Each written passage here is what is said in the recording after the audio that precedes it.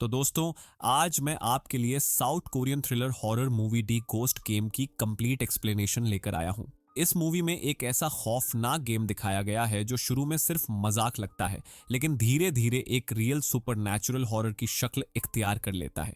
दोस्ती, लालच और एक डार्क एंटिटी के बीच फंसी हुई इस कहानी का हर सीन सस्पेंस और डर से भरा हुआ है।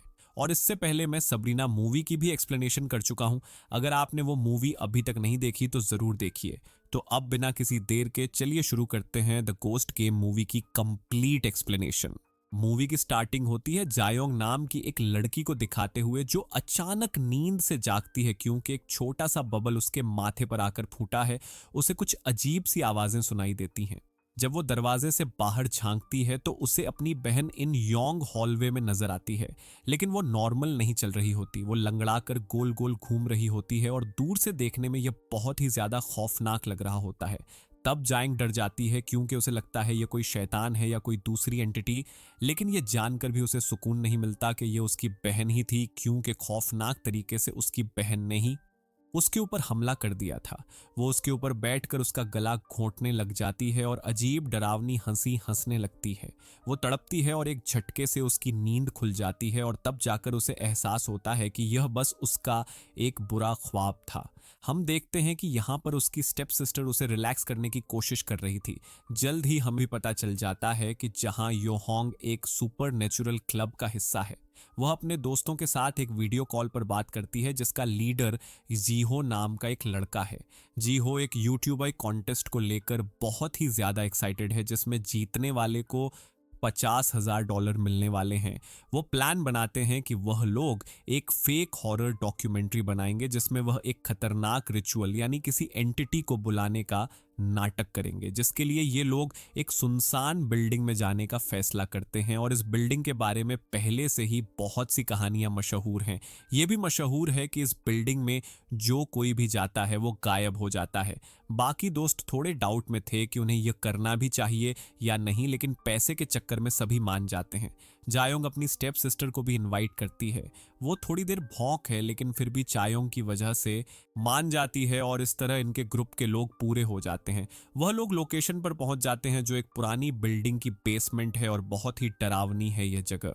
कमरे के बिल्कुल दरमियान में काले और गंदे पानी का एक बहुत बड़ा सा टैंक रखा हुआ है। जी हो इस गंदे टैंक की हिस्ट्री बताता है कि पुराने जमाने में यहाँ पर पानी प्रोसेस किया जाता था और माना जाता है कि यहाँ पर बहुत सी सोल्स कैद है जो इस प्रिजर्वर में खींची चली आई थी। वो कहता है कि पानी गहरा नहीं है लेकिन उन सोल्स की वजह से देखने पर यह पानी बॉटमलेस लगता है। वीडियो तो इन्हें फेक ही बना रही थी लेकिन लोगों को तो नहीं बताना था वीडियो को जरा ओरिजिनल बनाने के लिए। शाहोस सबको कहता है कि वो कागज पर कुछ ऐसे क्वेश्चंस लिखेंगे जो वो सोल्स से पूछना चाहते हैं। सब उसकी बात मान जाते हैं, लेकिन यहाँ पर जाओ के दिमाग में कुछ और ही चल रहा था। वो सब लोग उसे कहती हैं क्यों ना वीडियो बनाने से पहले हम सच में एक मर्तबा रिचुअल ही ट्राई करें। देखो, सच सच ही होता है।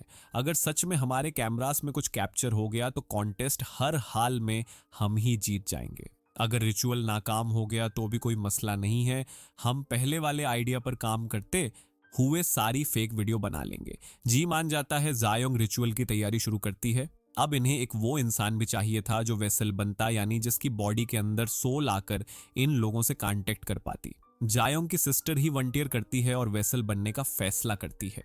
अपनी बहन को वंटियर करता हुआ देखकर जायोंग को उसके ऊपर बहुत प्यार आया था और वो यहाँ पर उसे एक चेन गिफ्ट करती है पांव में पहनने के लिए। सियोवो यानी उसकी बहन खुश होकर उसे गले लगा लेती है क्योंकि जायोंग ने पहली मर्तबा उसे कोई गिफ्ट दिया था। अब रिचुअल शुरू होता है। ये लोग यहाँ पर एक बहुत बड़ा सा स्टार बनाकर स्टार के एक एक कॉर्नर में बैठ जाते हैं और सीवो दरमियान में उस काले पानी के अंदर जाकर खड़ी हो जाती है। उसके चेहरे को जायोंग एक पेपर बैग से अच्छी तरह ढक देती है, जिसके बाद यह सब लोग इसी गंदे टैंक में से एक एक बाउल पानी लेते हैं और अपने पास रख लेते हैं। इस रिचुअल के रूल्स बहुत ही ज्यादा सख्त हैं। इस रिचुअल को खत्म करने के लिए जिस सोल को इन्होंने रिचुअल के अंदर बुलाया होगा उससे इन्हें बुलवाना होगा प्लीज लीव, और उसके बाद ही सीवो के चेहरे से वो बैग हटाना होगा जो इस टाइम उसके चेहरे पर था। और इस दौरान कोई भी रिचुअल वाले स्टार्स से बाहर नहीं निकल सकता। पहले तो ऐसा कुछ भी नहीं होता, सब बोर होने लग जाते हैं और इन्हें यह भी लगने लगता है कि रिचुअल फेल हो गया है। लेकिन तभी अचानक सीवो के सर के ऊपर एक बबल टकराता है।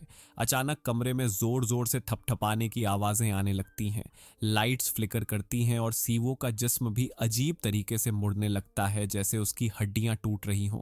उसके चेहरे पर चढ़ा हुआ बैग खुद ब खुद गीला हो जाता है और वह अपनी आंखों की तरफ से उस बैग को फाड़ देती है और देखने को मिलता है उसकी आंखें बिल्कुल बदल चुकी हैं, पूरी की पूरी काली हो चुकी है, जिसका मतलब है कि वो पोजेस हो गई है। अजीब तरीके से वो अपना हाथ खड़ा करती है और जैसे ही उसका हाथ घूमता है, एक एक करके वो हाथ सबकी तरफ इशारा करता है। सीबो का हाथ जो इशारे से लिख रहा था, वो सब उन लोगों के कागज पर लिखा हुआ आ रहा था, जिस कागज पर इन्होंने अपने सवाल लिखकर उस पानी वाले बोल के अंदर डाले थे। सबने जो सवाल पूछे थे उनका जवाब राइट या रॉन्ग में आ रहा था।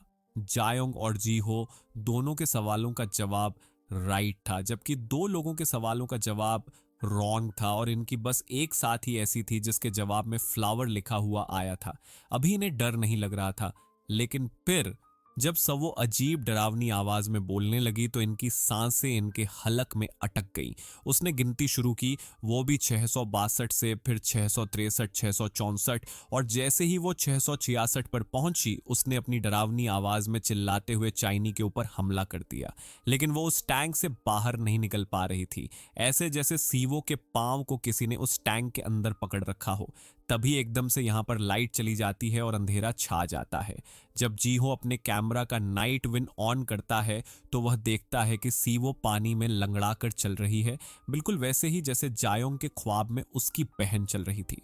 ये सब लोग उसकी यह हालत देखकर डर जाते हैं और सीवो को बचाने के लिए भागते हैं और उसे उस पानी वाले टैंक से खींचकर बाहर निकाल देते हैं। वह इस टाइम बेहोश हो जाते हैं और हम देखते हैं कि उसके पांव पर एक बहुत ही अजीब सा निशान बन गया था, जैसे कोई टैटू। इसे देखकर सब पैनिक करने लगे थे। ये तो वह समझ गए थे कि उनके साथ ये रिचुअल सच में हो चुका है। जी तो डरने के बजाय एक्साइटेड हो चुका था। वो फौरन यह वीडियोस अपलोड करना चाहता था क्योंकि इससे पहले इस तरह का कुछ कैप्चर हुआ ही नहीं था। लेकिन यहाँ उसके बाकी सब दोस्त उसे डांटने लगते हैं और कहते हैं, अभी तुम्हारी बेचारी दोस्त खतरे में है और तुम्हें वीडियो अपलोड करने की सोच रही है। जल्दी से पहले पुलिस को मदद के लिए बुलाओ। लेकिन जैसे ही वह मदद के लिए कॉल करने लगता है तो एकदम से सिग्नल्स चले जाते हैं। इस चीज से यह लोग और भी ज्यादा डर जाते हैं और यहां से भागने की कोशिश करते हैं, लेकिन दरवाजा लॉक हो चुका है। ये लोग बेसबॉल बैट से और कई तरीकों से दरवाजा तोड़ने की कोशिश करते हैं, पर दरवाजा हिलता भी नहीं। डर और भी ज्यादा बढ़ जाता है जब यहाँ पर एक और लड़की के अंदर एक और एंटिटी आ जाती है। वह पूरी तरह पोजेस हो जाती है और इन्हें तब पता चलता है जब उसकी बॉडी अजीब तरह मुड़ती है और वो एक दरवाजे पर जाकर जोर जोर से अपना सर मारने लगती है, यहाँ तक कि उसका बहुत ज्यादा खून बह जाता है। जिसके बाद वह बेसबॉल बैट उठाती है और सब लोगों से कहती है कि मुझे मार डालो। लेकिन जब ये लोग उसकी एक बात नहीं सुनते तो वो जाकर सुवो को ही मारने लग जाते हैं, जिसको इन लोगों ने वेसल बनाया हुआ था। सुवो को बचाने के लिए सब लोग उसे रोकने लग जाते हैं और आखिर सिचुएशन कंट्रोल करने के लिए जीहो डर के मारे बेसबॉल बैट उठाकर उसके सर पर मार ही देता है। आखिर वो लड़की मर जाती है और सारे शौक से जीहो को देखते रहते हैं। जीहो कहता है, मैंने सब जानबूझकर नहीं किया। पर यहाँ जीहो के साथी को पता चल जाता है कि वह झूठ बोल रहा था, क्योंकि उसने मरी हुई लड़की की चिट पर से सवाल पढ़ लिया था जो उसे सोल से पूछना था। सवाल यह था कि क्या मैं जीहो से बच पाऊंगी या नहीं। सोल ने ना का जवाब दिया था। अब इस सवाल के पीछे का राज हमें पता चलता है कि असल में उस लड़की का अपने टीचर के साथ अफेयर था, और जब जीहो को यह बात पता चली तो जीहो ने उन दोनों की वीडियो बना ली और वो ज्यादातर उसी लड़की को ब्लैकमेल करने लगा। और आखिर जब वो लड़की उसकी ब्लैकमेलिंग से तंग आ गई तो उसने उल्टा जीहो को ही ब्लैकमेल करना शुरू कर दिया और कहा कि तुम्हारी वो वीडियो जो तुमने हमारी बनाई है वो भी मेरे पास है और सारी चैट भी मेरे पास है। अब मैं पुलिस में जाकर तुम्हारी कंप्लेंट कर दूंगी, पुलिस मेरी वीडियो भी डिलीट कर देगी, सच सामने भी नहीं आने देगी और तुम फंस जाओगे। इसीलिए उस दिन के बाद से जी हो उस लड़की के पीछे पड़ गया था। सीज दोबारा प्रेजेंट में आते हैं जहां जी हो सभी लोगों को यह यकीन दिलवाने की कोशिश कर रहा है कि मैं इनोसेंट हूं। तभी अचानक यहाँ की लाइट्स भर जाती हैं और अंधेरे में जी हो गायब हो जाता है। जब लाइट्स वापस आई तो जी हो एक चाकू लेकर बैठा हुआ था, बिल्कुल पागलों की तरह। अचानक ही वो अपने साथी के ऊपर हमला कर देता है, जिस हमले से तो ये लोग उस साथी को बचा लेते हैं, जिसके बाद सब मिलकर जीहो को रस्सी से बांध देते हैं। इन्होंने तो यहाँ पर एक रेसल बनाया था, लेकिन यहाँ हर कोई पोजेस क्यों होता जा रहा था। जायांग को यह सब जब गलत लगता है तो वह दोबारा रिचुअल वाली बुक को पढ़ने लगती है और उसे रियलाइज होता है कि उन्होंने यह रिचुअल सही से खत्म नहीं किया। उन्होंने एक बहुत बड़ी गड़बड़ी कर दी थी, इस रिचुअल के रूल्स तोड़ दिए थे और सोल से यह नहीं बुलवाया था प्लीज लीव। वो डिसाइड करते हैं कि जान बचाने के लिए उन्हें रिचुअल फिर से करना होगा। पर अब मसला यह था कि जाहियान की बहन मर चुकी थी उस लड़की के हमले की वजह से। ये लोग अब उसकी लाश को ही अंदर खड़ा कर देते हैं और एकदम से वो जिंदा भी हो जाती है और जिंदा होते ही वो उस लड़की की लाश की तरफ इशारा करती है जिसने उसे मारा था और फिर बाकियों की तरफ इशारा करती है। ऐसा लगता है कि सब ठीक होने लगा है क्योंकि पहले की तरह रिचुअल चल रहा था। जिस तरह पहले सोवो ने सबके ऊपर इशारा किया था, अभी भी सब वैसा ही चल रहा था। एक एक करके सब लोग अब रूल्स के मुताबिक इस सर्कल से बाहर निकल रहे थे और अचानक यहाँ पर सबके फोन्स बजने लगते हैं, जिसका मतलब था कि सिग्नल्स वापस आ गए हैं और वो लोग पुलिस को कॉल कर सकते हैं। ये लोग तो पुलिस को कॉल करने लग जाते हैं, लेकिन वो लड़का जो अभी अभी जीहो के हमले से बचा था, वो जायोंग को मैसेज करके अपने दिल की बात कहता है। जायोंग और उन दोनों को लग रहा था कि उनका अच्छा वक्त शुरू होने वाला है, पर वो नहीं जानते थे कि यही उनका सबसे बुरा वक्त होगा। उनके यहाँ पर जलाई हुई सारी कैंडल्स और लाइट्स दोबारा से बुझ जाती हैं। लाइट जब वापस आई तो दिखाया गया कि जीहो अपनी रस्सियां खोल चुका है। वो पोजेस हुए अंदाज में आगे बढ़ता है और किसी ट्रांस में चाकू लेते हुए अपना गला काट लेता है। यहाँ पर हमें पता चलता है कि यह लोग जो जो अपना सवाल पूछ रहे थे उसके पूरा होते ही ये लोग मरते जा रहे थे। हमें पता चला कि जीहो ने सवाल पूछा था कि क्या उसकी वीडियो के ऊपर 1 मिलियन व्यूज आ जाएंगे। जीहो के साथी ने जब फोन चेक किया तो उन्हें पता चला कि 1 मिलियन व्यूज आ चुके थे। वीडियो वायरल हो चुकी थी और प्रॉफसी सच होने के बाद जीहो इसीलिए मर गया था। अब तो डर इनको पागल कर देता है। ये लोग सोचते हैं इन्होंने रिचुअल किया ही क्यों, जैसे जैसे वो प्रॉफसी सच होगी ये लोग मरते जाएंगे। वह लड़की जिसको अपने सवाल के जवाब में फ्लावर लिखा हुआ मिला था, वह जल्दी से दरवाजे की तरफ भागती है और मदद के लिए चिल्लाती है और यहां देखने को मिलता है कि कोई ना दिखने वाली ताकत उसका गला घोंटने लग जाती है। गला दबाने के बाद वही एंटिटी उसे हवा में उठाकर पानी में फेंक देती है। बाकी लोग उसे बचाने की कोशिश करते हैं, लेकिन एंटिटी ने अभी भी उसके सर को पानी में डूबा कर रखा हुआ था।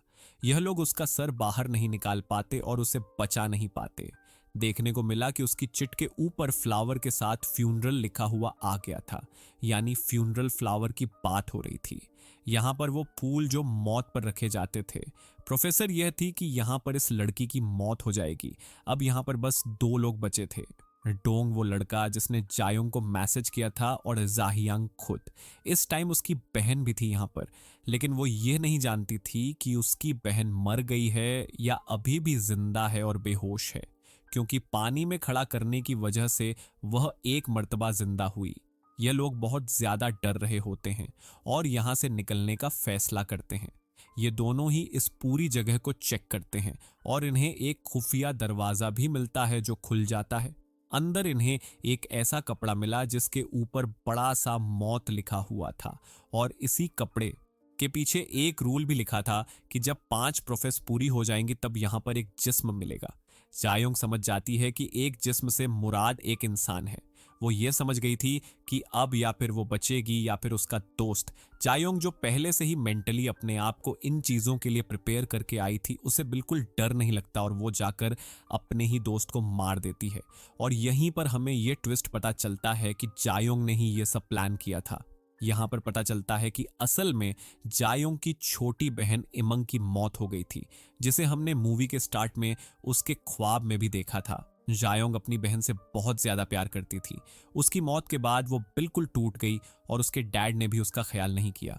वो भी दूसरी शादी कराई और यहाँ पर उसे अपनी एक स्टेप सिस्टर मिली, लेकिन उसने अपने स्टेप सिस्टर से कभी प्यार नहीं किया था। वो सिर्फ अपनी पहले वाली बहन को ही वापस लाना चाहती थी और तब उसे पता चला इस रिचुअल के बारे में। पता चला कि वो अपनी बहन को जिंदा कर सकती थी, उसकी सोल को इस दुनिया में ला सकती थी वापस, लेकिन इसके बदले उसे 5 कुर्बानियां चाहिए थी, वो भी इंसानों की। 5 लोगों को मारने के बाद ही उसे उसकी बहन मिलती। डोंग ने यानी डायगंग के दोस्त ने भी वही रूल जाकर वहां पर पढ़ लिया था। 4 दोस्तों को तो वो यहां पर अपने मार चुकी थी। इस प्लान के तहत अब उसे आखिरी सैक्रिफाइस देना था, जिसके लिए वो अपनी स्टेप सिस्टर शिवो का ही सोचती है। जैसे ही वो यह आखिरी सैक्रिफाइस पूरा करती है, यहां पर उसे एक बबल उड़ता हुआ दिखाई देता है, जिसके अंदर वो अपनी छोटी बहन को देख लेती है। उसे देखकर वो रोने लगी थी। वो अपनी बहन से माफिया मांगती है और कहती है, मैं तुम्हारा हमेशा ख्याल रखूंगी, प्लीज मुझसे दूर मत जाना। जायोंग खुश थी कि उसका रिचुअल पूरा होने वाला है, लेकिन तभी यहां पर एक बहुत बड़ा ट्विस्ट आ जाता है। उसकी बहन की सोल अचानक भयानक बन जाती है और पता चलता है कि यह भी उसकी बहन की सोल नहीं थी, बल्कि एक डीमन यानी शैतान था जो जायोंग को धोखा दे रहा था और उसी से यह सब करवा रहा था। तो अब जायोंग से कहता है, तुम्हारे दोस्त सवाल पूछ रहे हैं कि तुमने उन्हें क्यों मारा। जायोंग कंफ्यूज होकर उसे देखने लग जाता है और शैतान जोर जोर से हंसने लग जाता है और कहता है, मुझे वो सारा रिचुअल बस मुझे हेल्थ से निकालने के लिए था। मैं आज तक किसी इंतजार में था कि कोई मेरी जाल में फंसे और उस रिचुअल को पूरा करे। ये कहते ही वो जायोंग का गला पकड़ लेता है और जायोंग को एहसास हो जाता है कि उसके साथ बहुत बड़ा धोखा हुआ है और उसने भी अपने लोगों के साथ बहुत ज्यादा बुरा कर दिया है। आखिर वो शैतान जायोंग का गला घोंट कर उसे मार देता है और उसकी सोल को निकाल कर उसी पानी में कैद कर देता है जिस पानी से उसने रिचुअल को स्टार्ट किया था। इस टाइम पर हमें उसका रिचुअल से पूछा गया सवाल दिखाया जाता है, जिसमें उसने पूछा था कि क्या मैं दोबारा अपनी बहन को देख पाऊंगी, और जवाब था हाँ। उसने बबल के अंदर थोड़ी सी अपनी बहन की झलक देखी भी और उसकी प्रोफेसी पूरी होते ही वह भी मर गई। मूवी के पोस्ट क्रेडिट सीन में हमें इन सब लोगों की रिचुअल से पहले की वीडियो दिखाई जाती है। सभी लोग बहुत ज्यादा खुश थे। सभी लोग अपने अपने ख्वाब बता रहे थे। जैसे जियो स्टार बनना चाहता था, जोयांग जिंदगी में बहुत ज्यादा खुश रहना चाहती थी और सुवो ने अपनी ही बहन के लिए विश की थी कि मैं अपनी बहन को हमेशा खुश रखना चाहती हूँ। सभी लोग खुश थे और एक्साइटेड थे, लेकिन इस एक गलत कदम ने सबकी जान ले ली, उन सबको मार दिया और ऐसे ही इस बुरे एंड के साथ ही मूवी यहां खत्म हो जाती।